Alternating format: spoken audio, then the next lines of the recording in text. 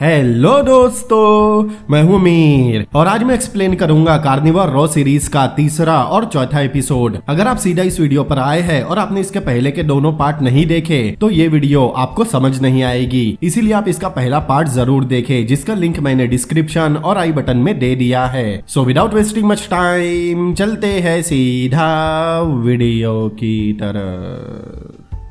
इस एपिसोड की शुरुआत होती है 7 साल पहले फ्लैशबैक में। इस समय वॉर चल रहा था और फाइलो, डारियस और उनका सीनियर अननाउन देश में कहीं जा रहे थे। अननाउन फे जाति का देश था। कुछ देर बाद फाइलो को चट्टान के ऊपर कुछ दिखाई देता है जो वो अपने सीनियर को बताता है। सब लोग वही जा रहे थे। फिर सभी लोग उस पहाड़ पर जाते हैं जहाँ पर कुछ लोग उन पर नजर रखे हुए थे। वो लोग उस जगह के बंद दरवाजे तक पहुँचते हैं। फिर वो सफेद झंडा दिखाते हैं, तब वो दरवाजा खुलता है। फाइलो और सीनियर अंदर जाते हैं जहाँ उन्हें एक फे दिखाई देती है जो यहाँ के लोगों की लीडर है और साथ ही ऊपर हवा में बाकी फे लड़ने तैयार थे। तब फाइलो उन्हें बताता है वो बर्ग के सोल्जर है, वो उन्हें नुकसान नहीं पहुँचाएंगे। तब वो सभी को शांत होने का इशारा करती है और सभी फे नीचे आ जाते हैं। फिर सीनियर उनसे कहता है उन दोनों के देशों के बीच डील हुई है और इस जगह से टेलीग्राम की लाइन गुजरती है जो वॉर के लिए बहुत जरूरी है। उन लोगों को टेलीग्राम लाइन की रक्षा करने का काम दिया गया है जो वो इस जगह से ही कर सकते हैं। फे की लीडर कहती है ये एक पवित्र जगह है, वो जो भी करे सोच समझ कर करे।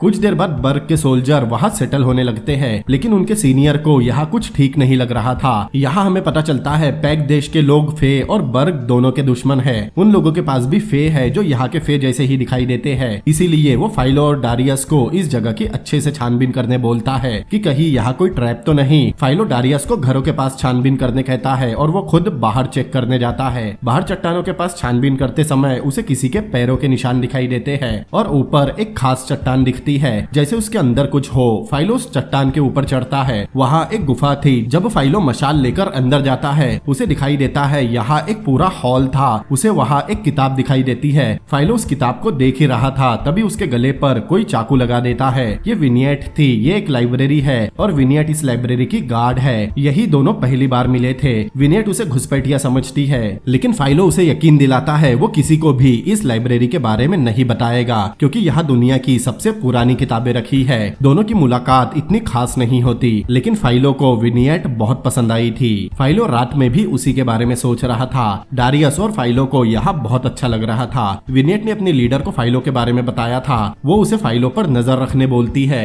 ताकि वो किसी को भी इस लाइब्रेरी के बारे में बता न दे। दूसरे दिन सुबह फाइलो एक किताब पढ़ रहा था और विनियट ने उस पर नजर रखी थी। कुछ ही देर बाद वहाँ डारियस आता है क्योंकि उनके टेलीग्राम तार को 2 पहाड़ के बीच में से किसी ने काट दिया था। अब उन्हें उसे ठीक करना होगा, लेकिन उन पहाड़ के बीच में बहुत गैप है। एक इंसान तो उसे मिला नहीं सकता, लेकिन एक फे उड़कर ये कर सकती थी। फिर वो सभी उस तार को जोड़ने जाते हैं। उनकी मदद करने उनके साथ विनियट आई थी। विनियट तार पकड़कर पहाड़ की दूसरी तरफ उड़कर जाती है। कुछ देर बाद फाइलो विनियट को अपनी किंगडम ऑफ मून नाम की बुक देता है जिसमें एक साइंटिस्ट चांद पर गया था और वहाँ की राजकुमारी से उसे प्यार हो गया। विनियट को ये कहानी बकवास लगती है, लेकिन फाइलो के फोर्स करने पर वो उस बुक को ले लेती है। डारियस पहाड़ की दूसरी तरफ था, लेकिन उन लोगों पर किन्हीं और लोगों ने भी नजर रखी थी। वो लोग अपने कपड़े उतारते हैं और अपने गले पर कोई इंजेक्शन लगाते हैं। विनियट उस बुक को पढ़ रही थी, लेकिन तभी उन्हें किसी भेड़िए की आवाज आती है, लेकिन इस इलाके में कोई भेड़िया नहीं था। फाइलो सामने देखता है तो उसे डारियस के पहाड़ पर कुछ गड़बड़ नजर आती है। वो विनियट और अपने सोल्जर्स को वही रुकने बोलकर उस तरफ जाता है, लेकिन जब फाइलो वहाँ पहुँचता है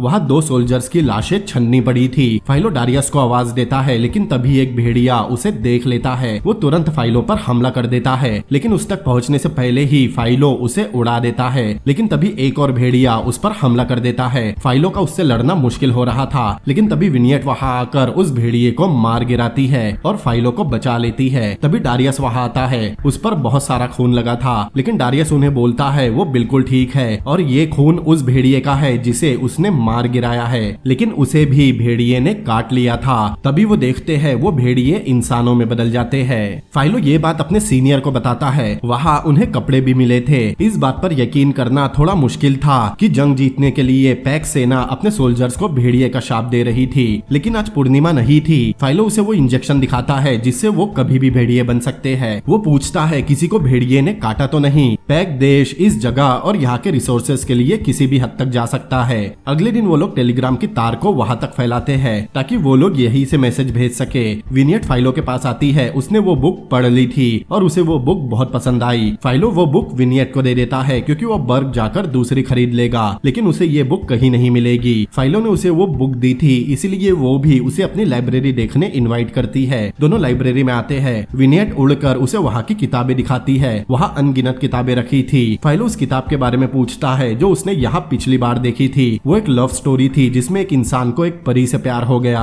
वो दोनों कई दिनों तक छुपकर मिलते रहे, लेकिन बाद में उस आदमी को अपने घर की याद आने लगी और वो अपने घर वापस लौट गया। परी उसका इंतजार करती रही। फिर उसने एक बच्चे को जन्म दिया जो हाफ ब्लड था, मतलब आधा इंसान और आधा फेरी। ये कहानी उस बुक की तरह थी जो फाइलो ने विनियट को दी थी। फाइलो को दोनों की कहानी बहुत पसंद आई थी। यहाँ विनियट और फाइलो में करीबियां बढ़ने लगी थी।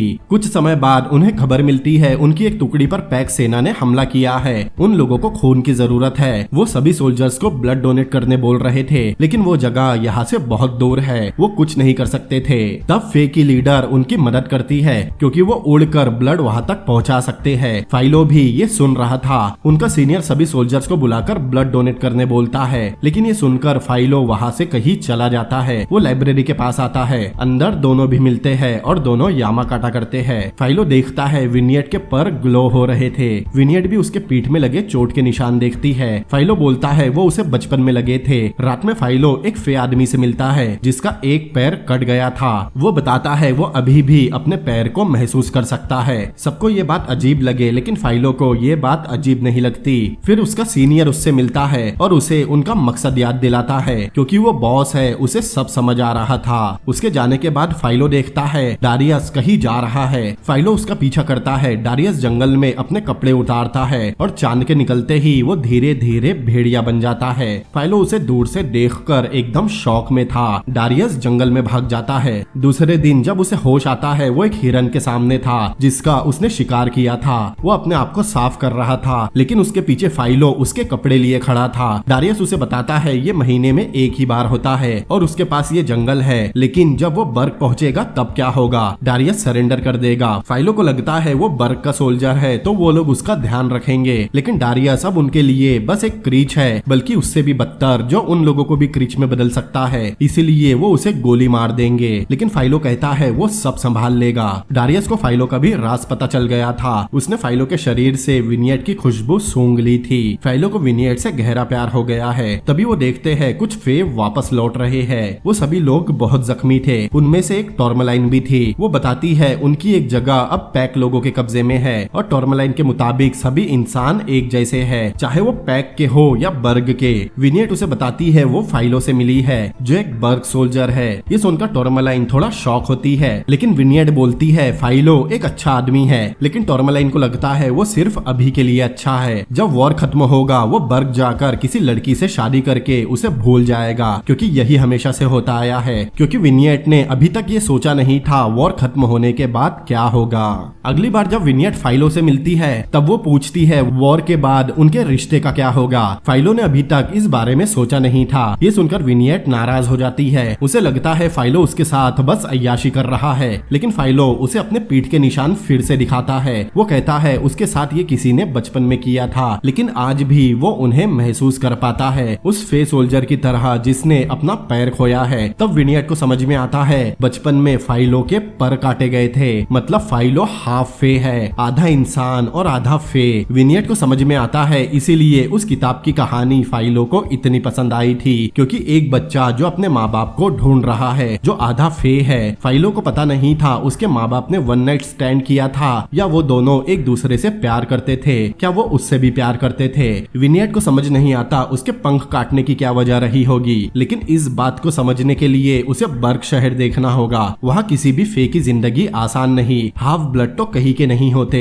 इंसानों के लिए तो वो बस क्रीच होते हैं, लेकिन फे लोगों के लिए ना तो वो इंसान होते हैं और ना ही फे। इसीलिए उसके पेरेंट्स को लगा होगा अगर फाइलो एक नस्ल का दिखे तो उसकी जिंदगी आसान हो सकती है। फाइलो अनाथ आश्रम में पड़ा बड़ा था। वहाँ बस उसके हेडमास्टर को ही पता था वो हाफ ब्लड है। या तो उन्हें चुप रहने के पैसे दिए गए थे या उन्हें फाइलो पर तरस आ गया था। उन्होंने ही उसे छुपाए रखा। उन्होंने ही कहा था चाहे कुछ भी हो जाए उसे कभी डॉक्टर के पास नहीं जाना है। अगर किसी को भी पता चल जाता वो हाफ ब्लड है तो वो सड़कों पर होता। उसने कभी ये राज किसी को नहीं बताया सिवाय विनियट के। उसे यहाँ एक घर जैसा महसूस होता है। दूसरे दिन टॉर्मलाइन वहाँ से जा रही थी। उसने विनियट को भी चलने बोला था, लेकिन वो नहीं मानी। जाने से पहले वो फाइलो से मिलती है। वो फाइलो से बोलती है विनियट उससे प्यार करती है और इसी वजह से वो मारी जाएगी। बर्ग जंग हार रहा है और बहुत जल्द ये इलाका भी पैक लोगों का हो जाएगा। वो कभी विनियट से तेज भाग नहीं सकता। अगर फाइलो ने उसे बोला भी कि वो उसे छोड़कर खुद की जान बचाए, तब भी विनियट नहीं मानेगी, क्योंकि वो ऐसी ही है। विनियट उसके लिए जान दे देगी। और अगर फाइलो विनियट से प्यार करता है तो उसे विनियट को बचाना होगा, चाहे इसके लिए कुछ भी करना पड़े। इतना बोलकर टॉर्मलाइन चली जाती है और फाइलो को कश्मकश में छोड़ जाती है। कुछ समय बाद उन्हें मैसेज मिलता है, पैक लोगों ने अननाउन के कैपिटल पर कब्जा कर लिया है और वो लोग कल तक यहाँ भी पहुँच जाएंगे,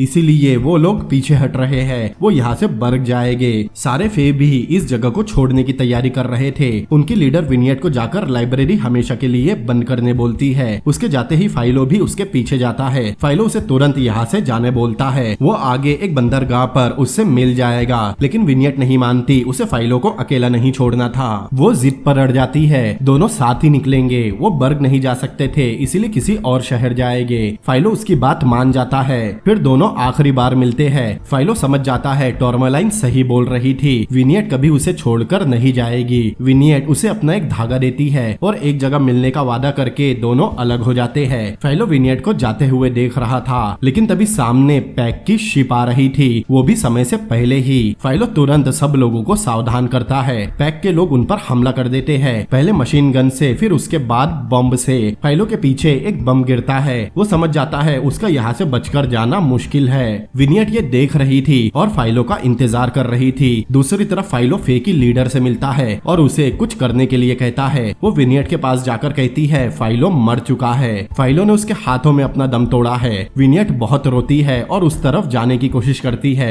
लेकिन वहाँ भी बमबारी शुरू हो जाती है। इसीलिए वो दोनों विनियट को लेकर वहाँ से निकल जाती है। इधर फाइलो भी किसी तरह उस जगह से निकल जाता है और फे की मंदिर जैसी जगह को बर्बाद होते हुए देखता है। अब कहानी प्रेजेंट टाइम में आती है। फाइलो टॉर्मलाइन की खिड़की के सामने खड़ा था। उसे पता था विनियट यही आ सकती है। विनियट ने उसे देख लिया था। वो बाहर जाकर उससे बात करती है। फाइलो को लगता है विनियट पुलिस वालों को उसकी सच्चाई बताने वाली थी, लेकिन वो गुस्से में थी। वो जानता है वो कभी नहीं बताएगी। इस बीच दोनों पुरानी बातें निकालने लगते हैं, क्योंकि फाइलो ने उसे छोड़ दिया था, लेकिन वो कहता है ये उसके लिए भी आसान नहीं था। वो उसकी कमजोरी था। अगर वो उसके साथ होता तो वो मर सकती थी, लेकिन पिछले 7 सालों में विनियट हमेशा सोचती रही वो मर ही गई होती। वो कुछ न कुछ सोल्यूशन निकाल लेते, लेकिन फाइलो कहता है वो कहीं का नहीं है। लेकिन विनियट ने उसे वैसे ही एक्सेप्ट किया था। उसने विनियट के अलावा आज तक अपनी सच्चाई किसी को नहीं बताई। विनियट बोलती है वो खो गया है। वो उम्मीद करती है उसे सब कुछ मिल जाए, लेकिन अब वो दोनों कभी एक नहीं हो सकते। इतना बोलकर विनियट वहाँ से चली जाती है और ये एपिसोड भी यही एंड होता है। तो इस एपिसोड की शुरुआत होती है बर्ग शहर के एक अनाथ आश्रम से, जहाँ एक लड़का अपने मास्टर से परमिशन लेकर टॉयलेट के लिए जा रहा था, लेकिन तभी उस मास्टर के केबिन में कोई आता है और उन्हें बहुत बुरी तरह मार देता है। वो बच्चा अपने मास्टर की ऐसी हालत देखकर वही मूत देता है। कुछ समय बाद वहाँ फाइलो तहकीकात करने आता है। उस मास्टर को भी उस क्रिएचर ने पूरा फाड़ दिया था। फाइलो और उसका साथी तहकीकात कर रहे थे, जहाँ उन्हें पैक के पैरों के निशान दिखाई देते हैं। उसका पीछा करते हुए फाइलो गडर तक पहुँचता है। वो नीचे उतरता है, जहाँ उसे किसी की आवाज आती है। जब वो सामने देखता है तो उसे वहाँ वही क्रिएचर दिखाई देता है। फाइलो उसे देखकर एकदम शॉक में था। तभी वो क्रिएचर उसकी तरफ बढ़ता है। फाइलो उसे शूट करता है, लेकिन उस पर कोई असर नहीं होता।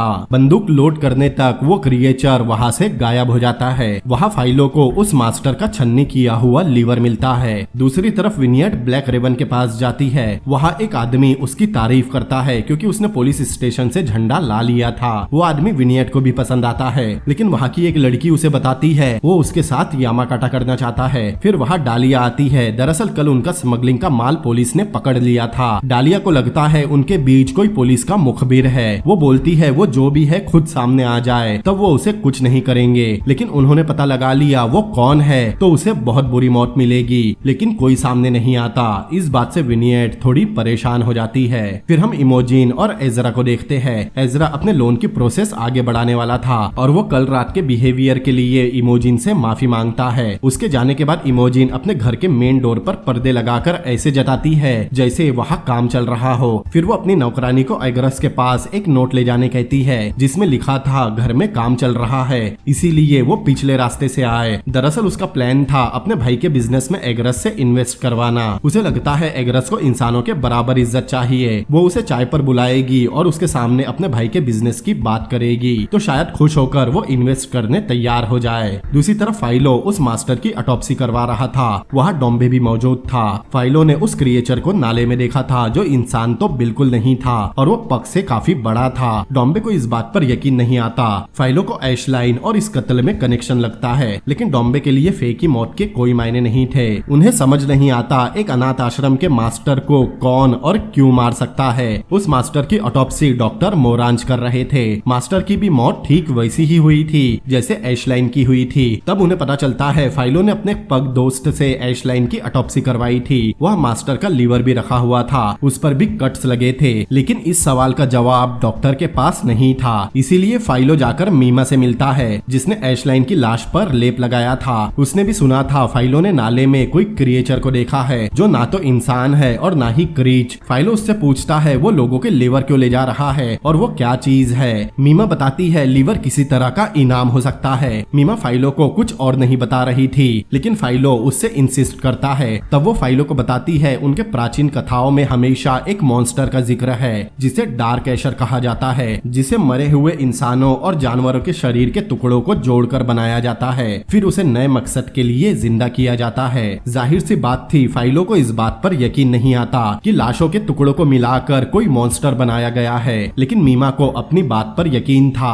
फाइलो को यह मनगढ़ंत कहानी लगती है क्योंकि वो उन्हीं बातों पर यकीन करता है जिसे उसने खुद अपनी आंखों से देखा हो। इसीलिए मीमा उसे किसी का एड्रेस बताकर उससे मिलने कहती है। शायद वहाँ फाइलो को इसका जवाब मिल जाए। वो उसे इस मामले में संभल कर रहने कहती है। दूसरी तरफ एग्रस पिछले रास्ते से इमोजिन के घर आता है और मेन डोर पर सामान देखता है। फिर इमोजिन और एग्रस में थोड़ी बातें होती है। यहाँ हमें पता चलता है इमोजिन के फादर ने ही सबसे पहले एक पक औरत को अपने घर में नौकरी दी थी, लेकिन एक पक को चाय पर बुलाना अलग बात है। इमोजिन कहती है वो खुले विचारों के लोग हैं और उन्हें अपने पड़ोसियों से कुछ फर्क नहीं पड़ता, लेकिन एग्रस समझ गया था अपना दरवाजा ब्लॉक करना बस एक बहाना था। उसे लगता है वो बस उसे अपने घर बुलाकर उसका मजाक बनाना चाहती है। वो कहता है एक दिन आएगा जब यही लोग उससे हाथ मिलाने लाइन लगाएंगे, और एग्रस नाराज होकर वहाँ से चला जाता है। दूसरी तरफ चांसलर ने लॉन्गरबेन पर नजर रखवाई थी, लेकिन उन्हें अभी तक कोई सुराग नहीं मिला था कि जोना उसी के पास है। यह पेटी नाटक करती है कि उसे अपने बेटी की कितनी फिक्र है। वो लॉन्गरबेन को गिरफ्तार करने बोलती है, लेकिन चांसलर को लगता है फिरौती में लॉन्गरबेन पैसे नहीं मांगेगा बल्कि उनकी चांसलर की कुर्सी मांगेगा, और वो कभी कबूल नहीं करेगा कि जोना को उसने ही किडनैप करवाया है। वो ये इल्जाम किसी क्रिच पर डाल देगा जिससे उसे चांसलरशिप भी मिल जाए और क्रिच लोगों को इस शहर से निकालने का मौका भी, क्योंकि चांसलर के बेटे की किडनैपिंग कोई छोटा क्राइम नहीं है। इसीलिए उन्हें लॉन्गरबेन को ये नहीं समझने देना है कि उन्हें उसकी चाल पता है। बेचारे चांसलर, उन्हें पता ही नहीं उनके बेटे को उनकी ही बीवी ने किडनैप करवाया है। संसद में लॉन्गरबेन फिर से बर्ग में बढ़ रहे क्रिच लोगों के तादाद का मुद्दा उठाता है। चांसलर अपने आप को बहुत कंट्रोल करते हैं, लेकिन उनसे उसकी बकवास सहन नहीं होती और वो उससे पूछ बैठते हैं उनका बेटा कहाँ है। लॉन्गरबेन को कुछ समझ नहीं आता। यहाँ चांसलर लॉन्गरबेन पर हाथ उठा देते हैं। ये सब पैटी देख रही थी। उसे देखकर लगता है जैसा वो चाहती थी सब वैसा ही हो रहा है। बाद में चांसलर बहुत पछताते हैं क्योंकि वो अपने आप पर काबू नहीं रख पाए। उन्हें लगता है उनका बेटा अब कभी वापस नहीं आएगा, क्योंकि लॉन्गरबेन को पता चल गया कि उन्हें उसकी चाल के बारे में पहले से पता है। उन्हें समझ नहीं आ रहा था वो आगे क्या करे। तब पेटी उन्हें कहती है कि वो लॉन्गरबेन को तुरंत गिरफ्तार करवाए, लेकिन वो कोर्ट में अपील करके जल्दी ही छूट जाएगा क्योंकि उनके पास कोई सबूत नहीं कि जोना की किडनैपिंग उसी ने करवाई है। लेकिन पेटी कहती है कोर्ट में जाने से पहले ही उन्हें लॉन्गरबेन से उगलवाना होगा कि जोना कहाँ है, जिससे उसकी असलियत सबके सामने आ जाएगी। चांसलर को ये आइडिया सही लगता है। वो तुरंत लॉन्गरबेन को पकड़ने का ऑर्डर देते हैं। यहाँ पेटी की एक और चाल कामयाब होती है। दूसरी तरफ फाइलो को बाजार में विनियट दिखाई देती है। वो फिर उसे सफाई देने लगता है, लेकिन विनियट नहीं सुनती और वहाँ से चली जाती है। लेकिन दोनों को बात करते हुए ब्लैक रेवन के एक आदमी ने देख लिया था। फाइलो वहाँ से उस जगह जाता है जिसके बारे में उसे मीमा ने बताया था। वो दुकान उसी विच की थी जिसे पेटी चांसलर के पास लेकर आई थी। फाइलो उसके पास एक मछली और कोई जानवर लेकर आया था। वो उसे डार्क एशर बनाने बोलता है। वो भी समझ जाती है फाइलो ने डार्क एशर को देखा है। उसने कुछ तो देखा था जिस पर यकीन करने के लिए उसे देखना है कि कोई मरी हुई चीज जिंदा होती होती भी है या नहीं। वो बताती है डार्क एशर को हमेशा एक मालिक चाहिए रहता है, जब तक उसका मालिक जिंदा रहेगा डार्क एशर उससे जुड़ा रहेगा, और डार्क एशर बनाने के लिए उसे फाइलो के स्पर्म चाहिए। वो उसे किसी धुएं से बेहोश करती है। होश में आने पर फाइलो देखता है उस विच ने उसके स्पर्म निकाल लिए है। वो उसे कुछ दिन बाद आने कहती है। फाइलो उसे धमकी देकर चला जाता है। दूसरी तरफ विनियट को डालिया बुलाती है। डालिया के साथ का आदमी बताता है उसने विनियट को इंस्पेक्टर फाइलो से बात करते हुए देखा है। विनियट उसे बताती है वो कोई मुखबिर नहीं है। फाइलो को वो तब से जानती है जब वो सोल्जर था, लेकिन डालिया उसकी बात मान नहीं रही थी। वो उसके पर काटने ही वाली थी, लेकिन विनियट उसे यकीन दिलाती है वो मुखबिर का पता लगाएगी। तब डालिया मानती है और उसे रात तक उस मुखबिर का पता लगाने कहती है, वरना वो मारी जाएगी। अगले सीन में हम लॉन्गरबेन का मेंशन देखते हैं, जहां हम लॉन्गरबेन की बेटी सोफिया को भी देखते हैं। सोफिया को लॉन्गरबेन ने बचपन से बाहर नहीं जाने दिया था। उसने उसे बहुत सारी किताबें लाकर दी थी। उन सभी किताबों को सोफिया 2 बार पढ़ चुकी है। यहाँ सोफिया अपनी माँ का जिक्र करती है, लेकिन लॉन्गरबेन मजाक बनाता है कि उसकी माँ सड़कों की पैदाइश थी। सोफिया कहती है वो बाहर जाएगी, वो भी उसकी इजाजत के बिना।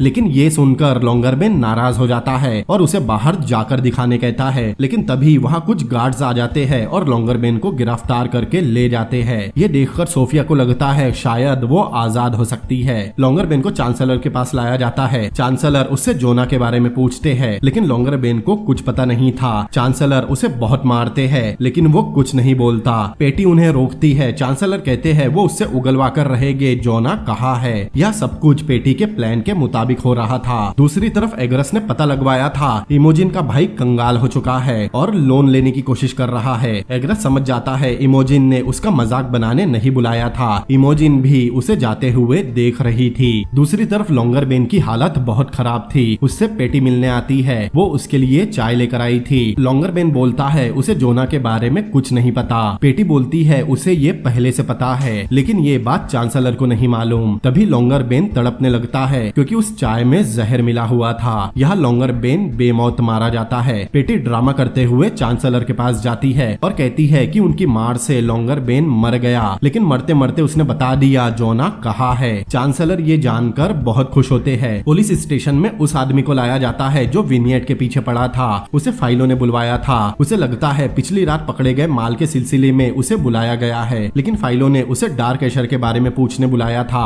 वो भी डार्क एशर जैसी किसी भी चीज पर यकीन नहीं करता, लेकिन फाइलो उससे पूछता है शायद उसे लाशों के टुकड़ों से बनाया गया है। ऐसा कोई है जो ऐसी लाशों का इंतजाम कर सकता है। तब वो एक रेन नाम की लड़की के बारे में बताता है जिसे कुछ ऐसा ही काम मिला था, लेकिन उस लड़की को कुछ दिन पहले डालिया ने मार दिया। सबको लगता है डालिया ने उसे शक की वजह से मारा था, लेकिन असल में डालिया को रेन के काम के बारे में पता चल गया था। मतलब जिस लड़की को डालिया ने नीचे गिराकर मारा था उसने ही उन लाशों का इंतजाम किया था जिससे डार्क एशर बनाया गया है। फाइलो उसे कहता है वो कुछ घंटों में उसे छोड़ देगा। बाहर आने पर वो देखता है वहाँ टॉर्मलाइन आई थी। टॉर्मलाइन उसे बताती है ब्लैक रेवन ने उसे और विनियट को साथ में देख लिया था। अब उन्हें लगता है विनियट ही पुलिस की मुखबिर है। इस मुसीबत में उसे फाइलो ने फंसाया है, इसीलिए उसे ही विनियट को इस मुसीबत से निकालना होगा। इसीलिए फाइलो को उस मुखबिर का नाम बताना होगा। उन्हें किसी की तो कुर्बानी देनी ही होगी। तो फाइलो हेमलाइन का नाम लेता है, जिससे फाइलो अभी अभी पूछताछ करके आया है। मतलब वही पुलिस का मुखबिर है। तभी पुलिस वालों को खबर मिलती है चांसलर के बेटे का पता चल गया है। पुलिस तुरंत उस जगह पहुंचती है जहां उन्हें जोना मिल जाता है, लेकिन वहां सिर्फ जोना था और कोई नहीं। उन्हें लगता है किडनैपर्स भाग गए होंगे। फिर जोना को चांसलर के पास लाया जाता है। अपने बेटे से मिलकर चांसलर बहुत खुश होते हैं। दोनों बात कर ही रहे थे, तभी पेटी पीछे से आती है। तब जोना को याद आता है ये वही जूते की आवाज है जो उसने कैद में सुनी थी। वो समझ जाता है इसका मतलब उसकी माँ ने ही उसे किडनैप करवाया था। दूसरी तरफ एग्रस मेन डोर से इमोजिन के घर जाता है, जहाँ सभी पड़ोसी उसे देख रहे थे।